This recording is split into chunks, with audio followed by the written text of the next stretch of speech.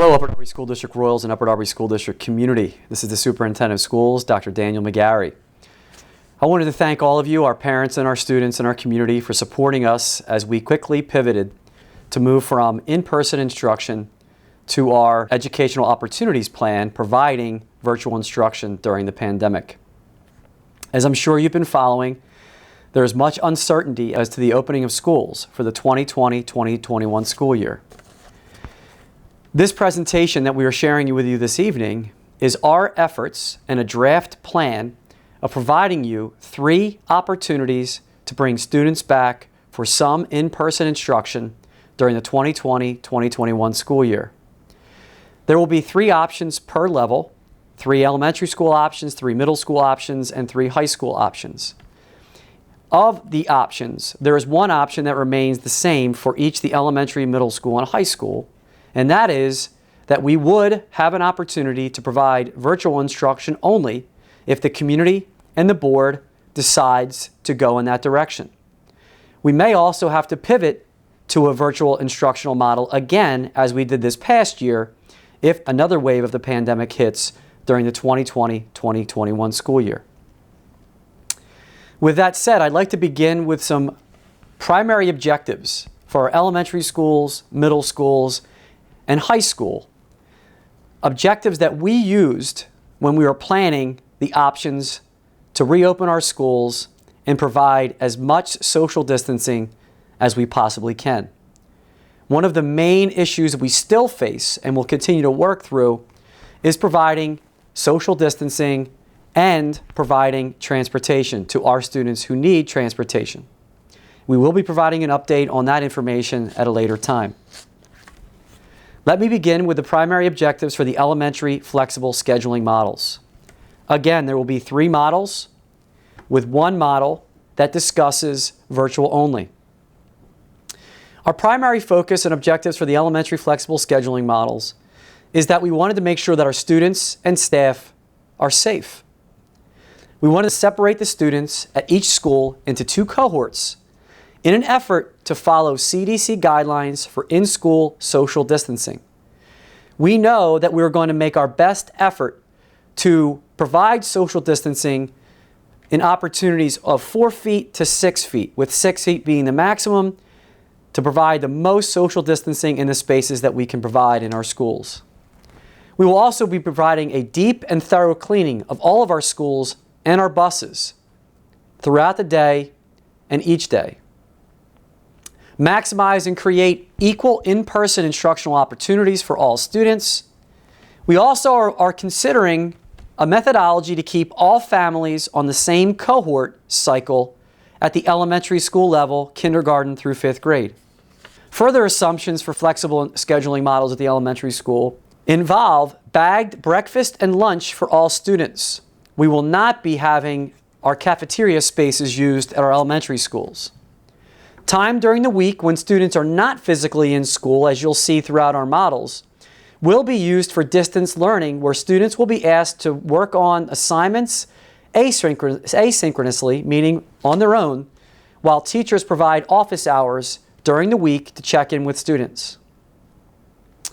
In our elementary school model, many of our special subject areas, along with social studies and science, will be provided virtually, but they will also be provided synchronously with teachers providing direct instruction.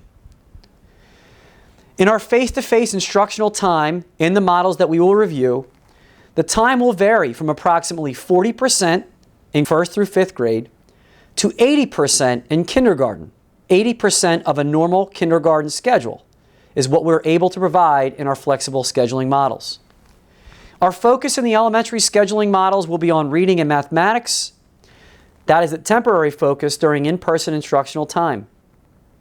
Again, our special programs, meaning programs for students that entail autistic support, life skills, and multidisability for 1st through 5th grade will be 4 full days a week.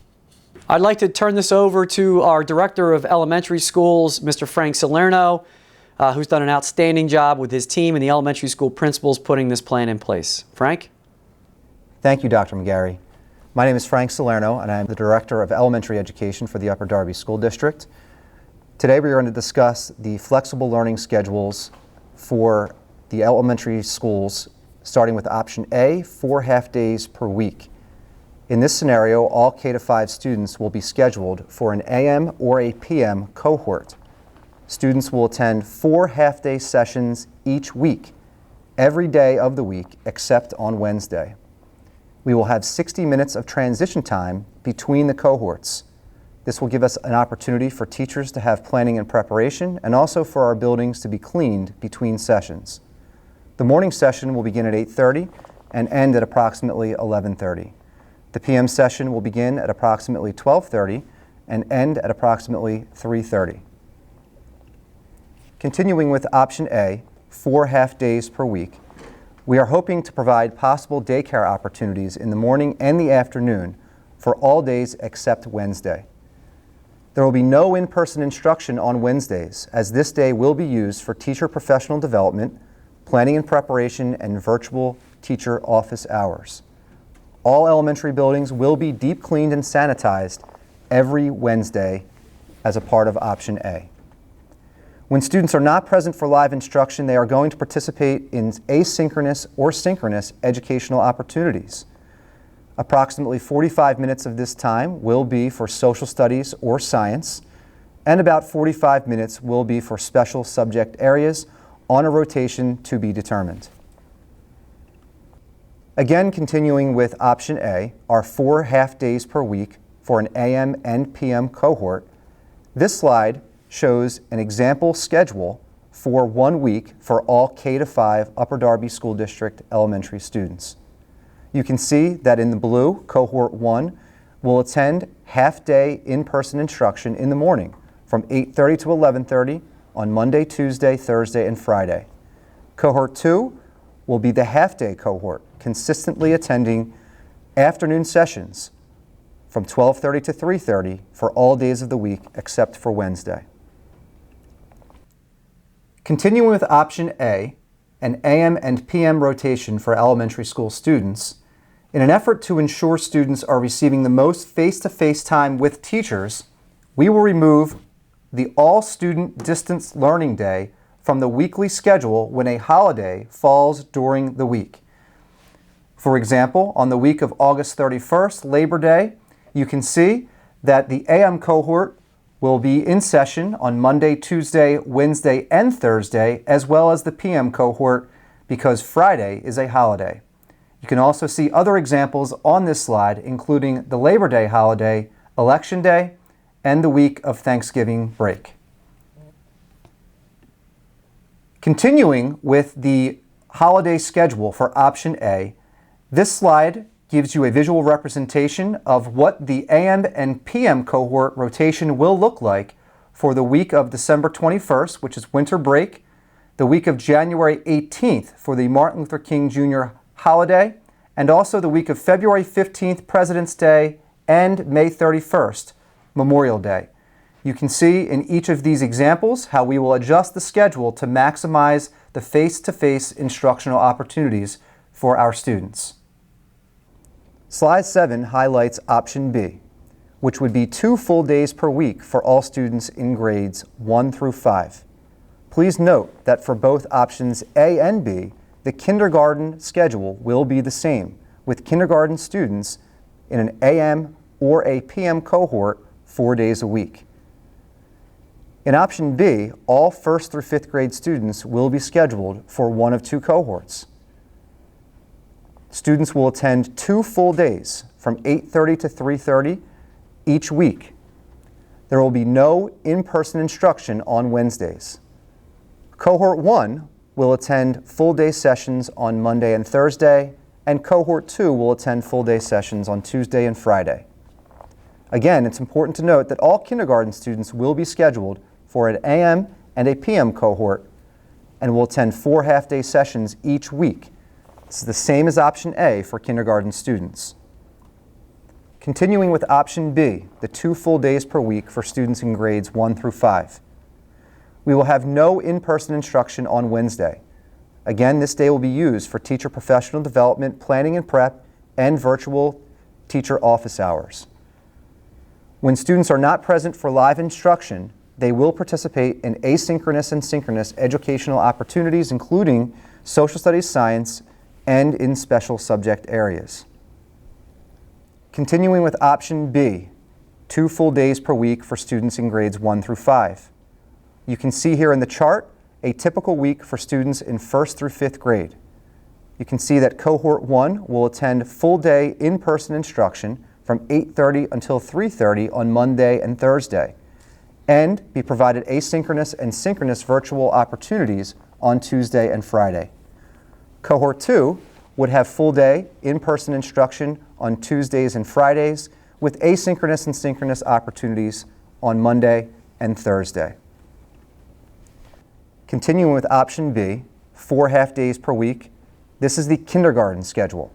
Again, a typical week for all kindergarten students, even in option B, would still be half day of in-person instruction in either an AM or a PM cohort, with no in-person instruction on Wednesdays. Continuing with option B, this slide demonstrates what the week will look like if there is a holiday during certain weeks. You can see a visual representation for the 4 holidays listed here, and cohorts 1 and 2 will adjust their schedules accordingly to maximize face-to-face instructional time. Continuing with the holiday schedule, these 4 visual representations again will give you an idea of how we will adjust the cohort 1 and 2 rotation to maximize face-to-face instructional time. At this time, I would like to introduce Dr. Matt Alloway, principal of Drexel Hill Middle School, to review the middle school scenarios. Hello, this is Dr. Matt Alloway, principal at Drexel Hill Middle School. I would like to introduce the middle school models with my colleague, Dr. Brian Yersone, principal at Beverly Hills Middle School. The middle schools merged teams together throughout the spring to discuss the implications of opening the school year with a robust educational program, giving special consideration to the potential restrictions mandated through the CDC guidelines. After mapping out a rigorous plan for full virtual learning, we then created several proposals for a flexible schedule in the event that we gain access to our schools but continue to operate under restrictions and guidelines from the CDC. And now I would like to turn the presentation over to our superintendent, Dr. McGarry, who will discuss some of the considerations that are embedded within the proposed models. We, much like our elementary schools, have created an opportunity to try to provide flexible instruction at the middle school level. And we went into this considering the following assumptions. 4 cohorts of approximately 290 students at Beverly Hills and approximately 465 students at Drexel Hill Middle School. So that means we will be looking at a 4-cohort model at our middle school level. Due to the CDC guidelines for in-school social distancing and the capacity recommendations for each middle school, approximately 450 students will need to be transferred from Beverly Hills Middle School to Drexel Hill Middle School.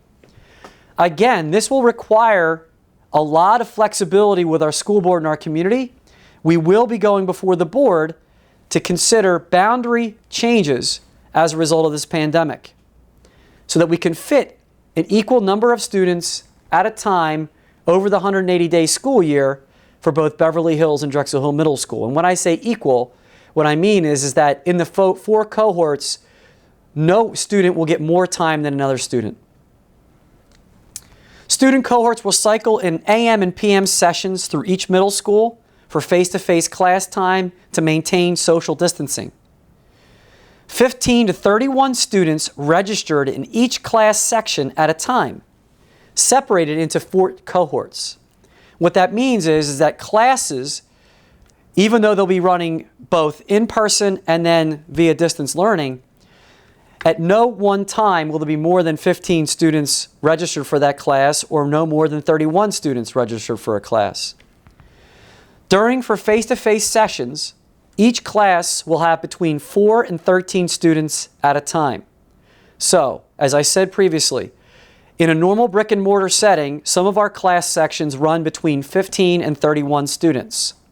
As a result of this flexible scheduling model, students that come to school for face-to-face sessions will actually have class sizes of between 4 and 13 at a given time on a given day. We are also providing 52-minute transitions between our cohorts in the middle of the day. That will provide time for our teachers to prepare as well as for cleaning of our schools. Similar to the elementary schools, we will have grab-and-go breakfast and lunch. We will not be using the cafeteria space. Time during the week when the students are not physically in school, because the schedule does not allow for it, students will be asked to work independently via distance learning. At the middle school and high school level, just to be clear, we are working toward providing a one-to-one option. All 6th graders through 12th grade will be provided their own device, their own Chromebook. Students from our special programs, life skills support and autistic support, will attend school within the building all day on Mondays, Tuesdays, Thursdays, and Fridays. These students will participate in distance learning on Wednesdays. Students will have 4 core classes, 1 wheel class, meaning an elective class, a specials class, and 1 learning community. That 1 learning community and this opportunity happens for option 2. 4 teams per grade, 6 teachers per team, 5 classrooms per team. In this model, we believe that we will try to go back to a teaming model so that we can have teachers and students and families become more familiar with each other given the small class sizes. Drexel Hill Middle School will need 2 additional teachers. As a result, we will be shifting teachers over from Beverly Hills Middle School to Drexel Hill to make this happen. This will not be an increase to our budget. Face-to-face time in our flexible scheduling model will be 17.4% of the current schedule, meaning we will be able to provide 17% of face-to-face instruction in comparison to what we would normally offer if we were able to be back in person. Drexel Hill Middle School Day will run from 8:30 to 3:10, obviously with 2 different cohorts, an AM and a PM session. Beverly Hills School Day will run from 8 o'clock to 2:40. All full or half-day in-service days will now take place during the distance learning days.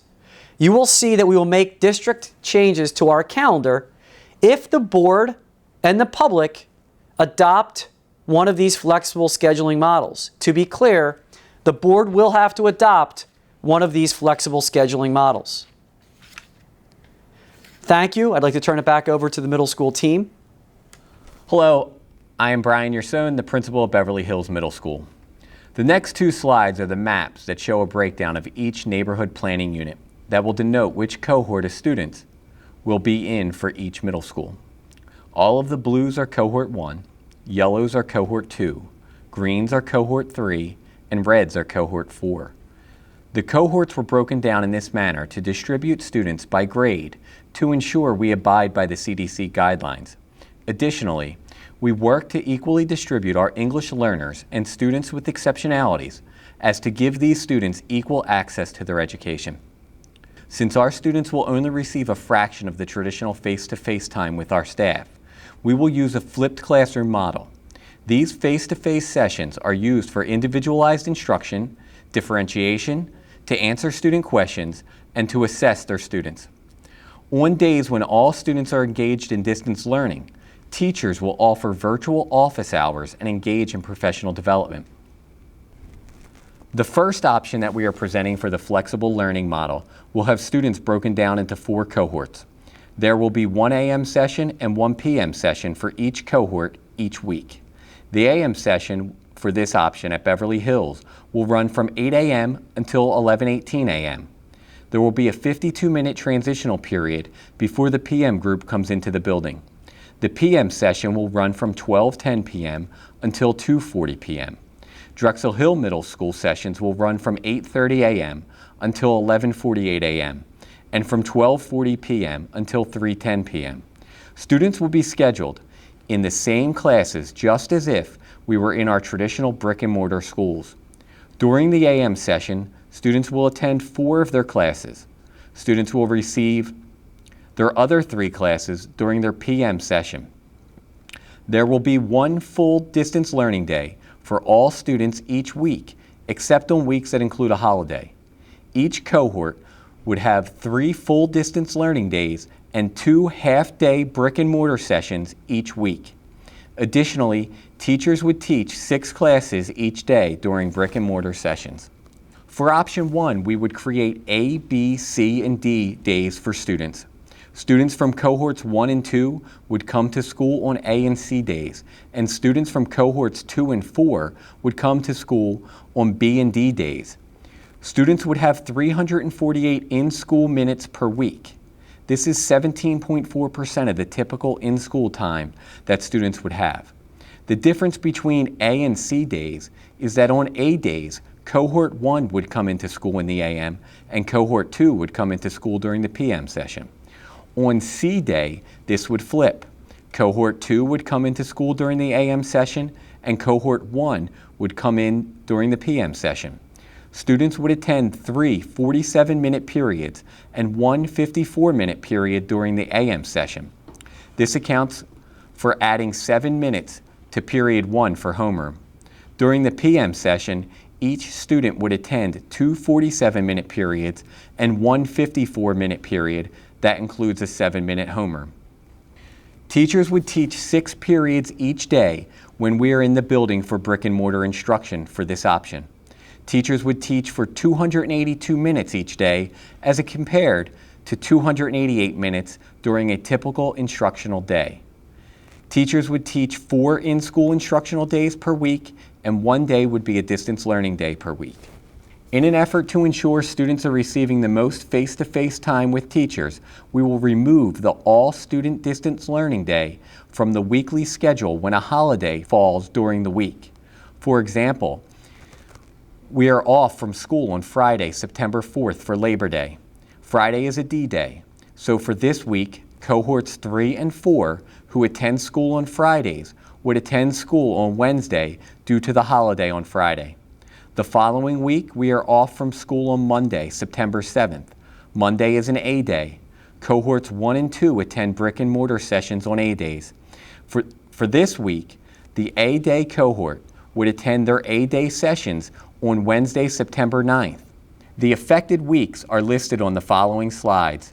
They are the week of August 31st, September 7th, November 2nd, November 23rd, December 21st, January 18th, February 15th, and May 31st. Option 2 is very similar to the model proposed in option 1 with a single difference. We have proposed this model on a 6-period day. 6 periods takes away the lunch period and merges 2 intervention or elective periods into the 6th period, which we will call Learning Community, in keeping with the current course offered at the high school. During the Learning Community, students will receive support for subjects where additional intervention is needed, such as reading and math. Students may also use this period to engage in online electives, character education, career readiness, social emotional learning, and classroom-based guidance counseling lessons. Similar to the first model, option 2 gives each student a predictable check-in period, but splits evenly with 3 periods in the AM session and 3 periods in the PM session. The largest benefit of option 2 is the fact that we will be able to run this schedule with teams of 6 teachers rotating among 5 classrooms. Teachers in this model would transition into the different team classrooms and students would be able to maintain their space in a single classroom without the need to transition in the hallways throughout the day. Compared to the current schedule, option 2 gives teachers 5 instructional periods each day, with Wednesday reserved for supporting distance learning. Similar to option 1, we have mapped out various scenarios for the weeks where a school closure would lead to changing cohort face-to-face time in place of the distance learning day on Wednesdays. Of course, there is also a third option, which would be a robust, full distance learning model that balances synchronous and asynchronous learning opportunities. At this point, I'm going to turn the presentation over to our high school principal, Mrs. Kelly Simone. Hello, this is Kelly Simone, principal at Upper Darby High School. The presentation is an overview of the flexible schedule options for the 2020-2021 academic school year. The options were created to maintain compliance with CDC guidelines and provide face-to-face instruction and staff professional development opportunities. The options were presented to the high school task force, comprised of administrators, teachers, pupil service personnel, union leadership, and our Director of Secondary Education. The information presented in this video is an overview, as more information will be presented on the night of June 25th during the community breakout sessions. At this time, I would like to turn over to our Superintendent of Schools, Dr. Daniel McGarry. Mrs. Simone, Mr. Finch, Dr. Manfrey, again, thank you for your work that went into this. I also would like to provide a thank you to Marvin Lee, who works out of our business office. He's a controller in the district, our transportation department, and Tim Lambert, who's involved with our PIMS here in the school district. Thank you for helping put all of this together. Kelly, and to your team as well. At the high school level, similar to the elementary school and middle school level, we have put together some assumptions that went into trying to pull off a flexible scheduling option at Upper Darby High School. And those assumptions are as follows. The student body will be separated into 3 cohorts that will cycle in AM and PM sessions through Upper Darby High School for face-to-face class time. You will hear about that later on in the presentation. Students in special programs, life skills, and autistic support will maintain their current scheduling format and not be in a cohort. During face-to-face sessions, each classroom will only have the students to ensure that CDC guidelines on social distancing are maintained. The average can range from 9 to 14 students at a time in a class, depending on the size of the classroom and the space we have at Upper Darby High School. We are providing for a 41-minute transition time between cohorts in the middle of the day. Similar to our elementary school and middle school model, breakfast and lunch will be available as grab and go. Lunch will not be scheduled in the student day, and we will not be using the cafeteria. There are no full and half-day in-service days. All professional development will take place during the PM session of the weekly distance learning day, which will be on a Wednesday. That will take place elementary school, middle school, and high school. Time during the school week when students are not physically in school will be via distance learning time. Leveling will be removed for all courses except AP courses. This was most recently shared during our committee meeting on June 16th. We will be asking the board to adopt a new course catalog where we'll be removing leveling for all courses at Upper Darby High School with the exception for AP courses. We will, however, also encourage students who feel like they can take an AP course to attempt to take an AP course. We are doing this for several reasons. One reason that we've heard from our students most recently that leveling is preventing students from certain educational opportunities. Also, as a byproduct of removing leveling, it allows us to bring in cohorts more easily through our flexible scheduling model. Students are able to register for 8 courses a school year that meet in person, 4 per semester. Another assumption is that we're focused is on getting the 2021 12th grade students to meet their Chapter 4 state requirement for graduation in semester 1. 3 different schedule rotation options for varying levels of distance learning days will also be discussed and were taken into consideration. Depending on the final rotation, face-to-face time will vary from 28% to 45% of a current schedule, meaning compared to what we provide when we're not in a pandemic. So, depending on the model the Board of School Directors and the public agrees to, the range of in-person instruction will fall from 28% to 45% of the time. I once again want to thank the team for putting this together. I would like to thank Mrs. Simone, Dr. Manfrey, and Mr. Finch at the high school in particular. Back to you, Mrs. Simone, so you can finish the rest of the presentation. 3 cohorts of students were created to maintain capacity compliance according to the CDC regulations. There were 2 guiding factors when developing the cohorts. 1, maintaining the strength and community of diversity, and 2, keeping the focus of the number of courses we run from year to year and semester to semester. 3 cohorts are separated by color, purple, gold, and green. On the right-hand side is the breakdown of our current district by location. On the left-hand slide is a layout of the cohorts on top of the current location and where all of the students would come from in each cohort. The teacher will be responsible for a class size of 25 to 30 students on average. However, the cohorts will allow for only 9 to 14 students on average to be face-to-face for a course at a time. The class size depends on the square footage of the individual classrooms and may vary. The cohort design allows us to provide a flexible schedule for the upcoming school year that would include virtual instruction as the main platform for learning. However, in addition to virtual learning, face-to-face sessions have been infused on a rotating basis. During the face-to-face sessions, teachers will provide differentiation and individualized instruction and assessment opportunities. Students will be able to ask questions based on the information provided in the virtual setting. There will be an all-day virtual opportunity during the rotation. At that time, students will complete their work online while teachers provide office hours and participate in professional development opportunities. The bell schedule will be as follows. The regular start and end time of 7:30 a.m. and 2:41 p.m. will not change. There will be an a.m. and a p.m. session each day. There will be 2 sets of cohorts in the building each day. As you can see, there's extra time built into first period to allow for homeroom information and food distribution. In option 1, there is an A, B, and C day rotation with full distance learning on Wednesday every other week. For example, if you are cohort 1 on A day, you would come in the AM session and then continue distance learning at home. And on B day, you would come in the PM session and work virtually at home in the morning. And on C day, you would not report to the high school, and C day would be an all-day distance learning day for your cohort.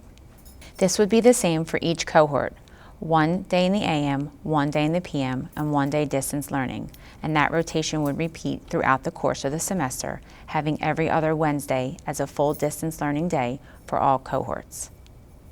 As stated before, that would be a day for staff to provide office hours for students, planning and preparation, and professional development opportunities.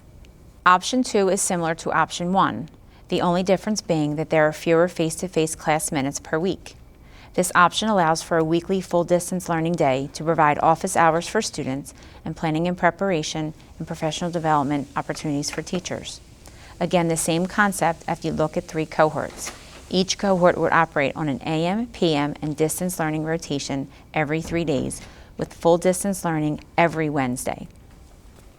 During the weeks of instruction that are impacted by holidays or professional development days, to ensure face-to-face instruction time is maximized, the cohorts scheduled for the affected day during the week will have their brick and mortar learning day moved to Wednesday. The affected weeks are listed on the following slides and are the weeks of August 31st, September 7th, November 2nd, November 23rd, December 21st, January 18th, February 15th, and May 31st. Option 3 would be a full distance learning model with an appropriate balance of synchronous and asynchronous instruction. As I stated before, the information presented in this video is an overview. More detailed information will be presented on the night of June 25th during the community breakout sessions. At this time, I would like to turn it back over to our Superintendent of Schools, Dr. Daniel McGarry. I would also like to note that we are attempting to have a June 25th tentative date for a public review of this information. We'll encourage our community to participate. We'll give another brief overview of what you have been provided with this evening. Please feel free to send emails to us at committeequestions@upperdarbysd.org after reviewing this video so that we can gather your questions prior to our June 25th meeting. We're tentatively set for June 25th at 6:30. We will be pushing out a link for you to participate via that event. We will also have more information regarding our opportunity to provide proper PPE, personal protective equipment, masks, the types of cleaning, and more information on how we will be able to handle and provide transportation via social distancing in this environment. Our efforts this evening were simply to provide you the scheduling options that will be considered as we work toward bringing our students back the safest, most responsible way that we can. Obviously, some of this is subject to change if the Department of Education tells us that we are not allowed to be back in person, or, as we're starting to hear most recently, there is a movement suggesting to bring students back completely in person while trying to establish some social distancing guidelines. Thank you for your time in reviewing this information. Again, please feel free to send any questions or concerns to committeequestions@upperdarbysd.org, and we will certainly attempt to answer them in preparation for our June 25th virtual discussion on these topics. Thank you for your attention. Look forward to speaking with you soon.